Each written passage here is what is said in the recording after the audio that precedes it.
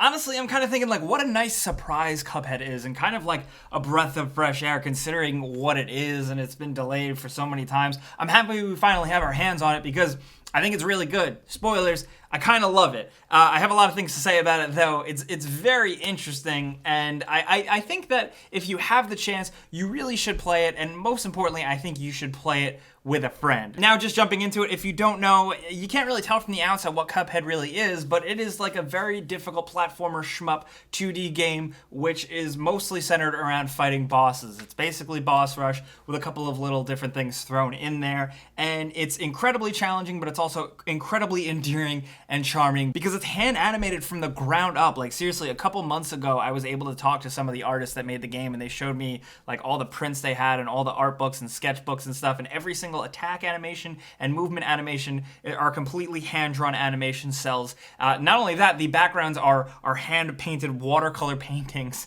It's just so crazy. It's so unreal what these people did, and it's a small team of just like a couple people, and a lot of them are all family. And honestly, it's such a good story. I'm happy the game's good, so I don't have to like shit on their game. But it is a ton of fun because it's clear that the people who made it, while they loved cartoons and loved animation and pay respect to this whole 1930s style, they also really like games because this plays like a hard as hell Contra or shmup or Metal Slug or something like that, and it is absolutely insane. You've probably heard it from people, but this game can be pretty damn hard. You've seen some some perfect runs out there, but it's difficult. You're gonna have a hard time with it, most likely in the beginning. You're gonna have it takes a while to really get into the rhythm of it, because when you do really figure it out and you get into the act of jumping, weapon swapping, shooting, dashing, and doing this little parry jump move thing, that's when the game is really at its best. When you get one of those good runs, it feels good. It gives you that satisfying feel that other difficult games that I won't mention because people get angry when you compare one hard game to another hard game,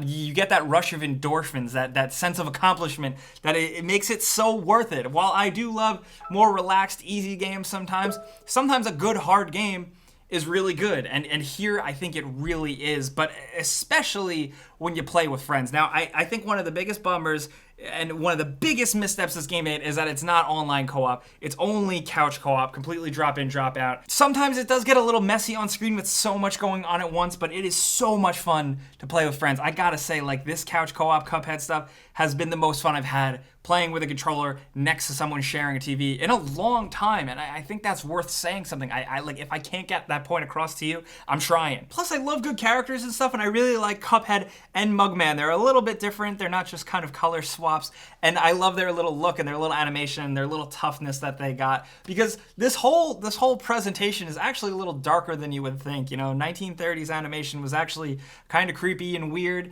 and here the story gets a little dark with like a deal with the devil and stuff, but it all just looks so well. Not to mention, I love the way the bosses look. Like the facial expressions that these dudes make are crazy, and like some of these bosses look better than bosses we've seen more recently, just because they're cartoons. They're really, really well done cartoons. And you know what? The music is really catchy and good too. I find myself like humming it or whistling it like a weirdo to myself all the time, and that's signs of good music. It's like well done. It's like a real band did it, and I like that. I'm just a sucker for well-made shit, and Cuphead is nearly all well-made. I will say that earlier previews of the game, I got my hands on it.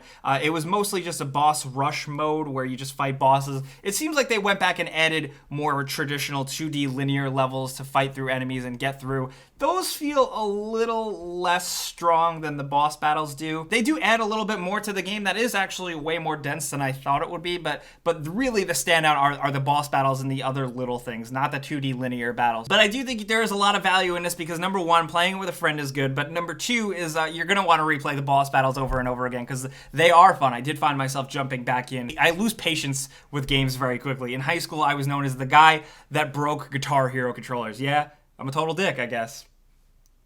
I mean, I usually try to only break my controllers, but that's part of what makes Cuphead so interesting is the fact that like it is this cartoony, lighthearted, fun game that is lovingly made and so beautiful. But on the other hand, people are already immediately taking it and treating it like this big master race type of like, oh, I'm the best at this game and everybody sucks at it. So it's very interesting to see a game like this go in that direction. It doesn't really mean anything, it's just an observation I had, I don't know. Because countering off of that, I said this in my Before You Buy, and I think people don't really like hearing this, but I do wish it had an easier mode. It has regular normal mode and a simplified mode with a couple of less boss stages. That still is somewhat of a challenge. And because of that, I really wish there was like an easy mode or a kid mode, because there's so much good stuff in this game that I want people to be able to see it and enjoy it and to be locked out from the difficulty.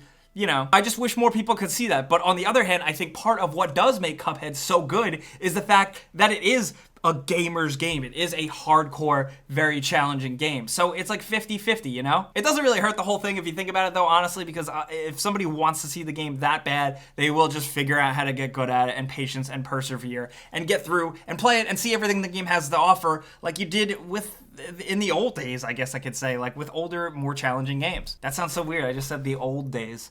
Fucking Christ. I hope this shows up on more platforms. It's on Xbox and it's on PC, Steam, and Windows, and you can get it to play on a lower end laptop and stuff. So if you can check it out, I do really think, and I don't say this often, but like for $20, it's one of the best things you can buy right now. You can get a lot of fun out of it, and I highly recommend it. But this type of channel is a conversation, so I want to know what you guys are thinking. How you feeling on Cuphead?